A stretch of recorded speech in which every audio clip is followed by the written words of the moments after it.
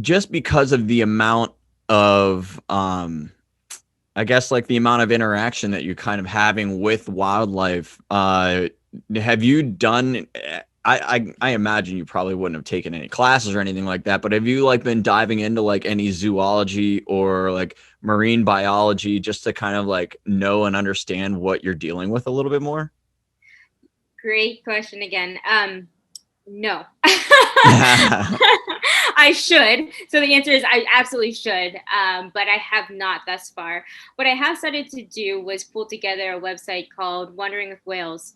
And the idea is to have one single location for a lot of the humpback whales here in Juneau. A lot of the whales come back each year here, and there are so many naturalists and people who know the whales by their tail, they know them by their behavior. I've interviewed a few different folks who literally are on whale boats every day of their life during the summer months here. And so to contain all of that information, because I can't find it necessarily on YouTube just yet, or anywhere else, that's what I started working on in my spare time. So great question. I should absolutely learn more, and hopefully I will as the summer progresses.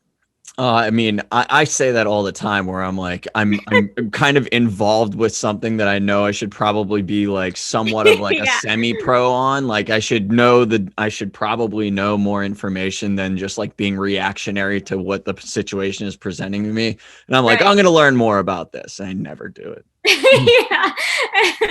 It's funny though, because sometimes when you talk with other people, you will start talking about whales or their behavior or breaching or what they do in their bubble net feeding or something. And you're like, wait a minute, maybe I actually know a little bit more than I thought I did.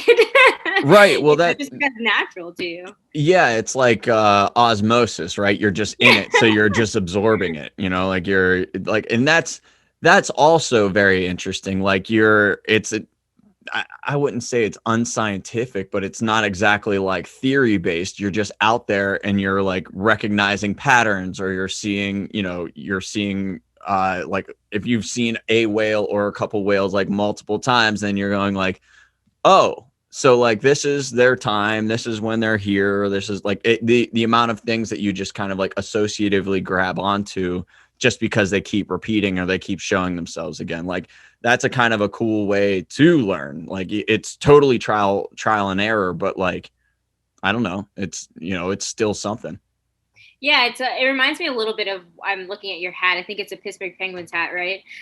Yeah, there you go. It's a little bit like watching a hockey game or experiencing sports, right? You see things, and you might know the stats of a Crosby, or you might know the stats of an old, when Orpik was on the line, um, but you might not necessarily be able to quote them. But since you've had the experience of watching the game, or even being in person at a game, you can talk about it and it means something to you versus just rattling off Orpik stats. Right. Yeah, there's a whole different vibe to Yeah. actually having the personal experience of like being in it. Like, Right. so as much as you could talk about the data of it, but there's nothing that could replace the actual experience of like being in it and having to like literally react to it in person. Yeah, exactly. Exactly.